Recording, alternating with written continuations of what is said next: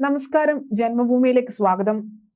ഇതുവരെ രാജ്യത്ത് നടന്ന ഒരു തിരഞ്ഞെടുപ്പിലും ഒരു നേതാവിനെയും ജനങ്ങൾ ഇതുപോലെ അംഗീകരിക്കുന്നതോ അനുഗ്രഹിക്കുന്നതോ കണ്ടിട്ടില്ല എന്ന് കേന്ദ്രമന്ത്രി പീയൂഷ് ഗോയൽ പറഞ്ഞു.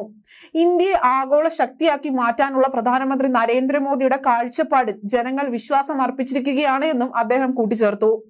വാരണാസിയിൽ തിരഞ്ഞെടുപ്പ് പ്രചരണത്തിന്റെ ഭാഗമായി നടന്ന പരിപാടിക്കിടെയാണ് അദ്ദേഹം ഇക്കാര്യങ്ങൾ പറഞ്ഞത്. പ്രധാനമന്ത്രി നരേന്ദ്രമോദിക്ക് ജനങ്ങൾ ഇക്കുറി 400-ലധികം സീറ്റുകൾ നൽകുമെന്നും കഴിഞ്ഞ 10 വർഷമായി വാരണാസിയിൽ കാണുന്ന വികസനം ഇതുപോലെ തന്നെ മുന്നോട്ട് പോവുകയും ചെയ്യുമെന്നും വാരണാസിയിൽ മാത്രമല്ല രാജ്യത്തെ ജനങ്ങൾ ഒന്നാകെ അദ്ദേഹം അധികാരത്തിൽ വരണമെന്ന് ആഗ്രഹിക്കുന്നുണ്ട് എന്നും എന്നാൽ ഇന്ത്യ സഖ്യം ഇതിൽ അസ്വസ്ഥരാണ് എന്നും അദ്ദേഹം പറഞ്ഞു. അഴിമതിക്കാരുടെ കൂട്ടായ്മയാണിത്. വ്യാജ പ്രചരണങ്ങൾ നടത്തി ആളുകളെ തെറ്റിദ്ധരിപ്പിക്കുക എന്നത് മാത്രമാണ് അവരുടെ ലക്ഷ്യമെന്നും പ്രധാനമന്ത്രിയെ രാജ്യത്തെമ്പാടുമുള്ള ജനങ്ങൾ വളരെ ആവേശത്തോടെയാണ് സ്വീകരിക്കുന്നതെന്നും അദ്ദേഹം പറഞ്ഞു.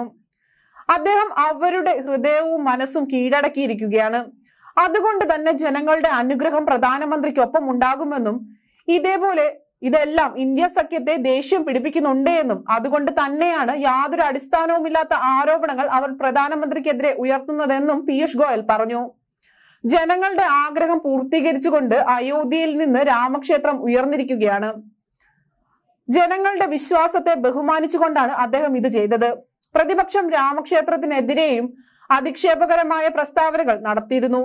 എന്നാൽ ഭഗവാനെ അയോധ്യയിലേക്ക് തിരികെ എത്തിച്ചത് പ്രധാനമന്ത്രിക്ക് ജനങ്ങൾ വോട്ട് ചെയ്യുമെന്നും പ്രതിപക്ഷം ഇപ്പോൾ മനസ്സിലാക്കുന്നുണ്ട്. വികസനം നടപ്പാക്കണമെന്ന് ജനങ്ങൾ എല്ലായ്പ്പോഴും ആഗ്രഹിക്കുന്നു. അതുകൊണ്ട് തന്നെ NDA സർക്കാരിൽ ജനങ്ങൾ വിശ്വാസം അർപ്പിച്ചിട്ടുണ്ട് എന്നും പീയൂഷ് ഗോയൽ പറയുന്നു.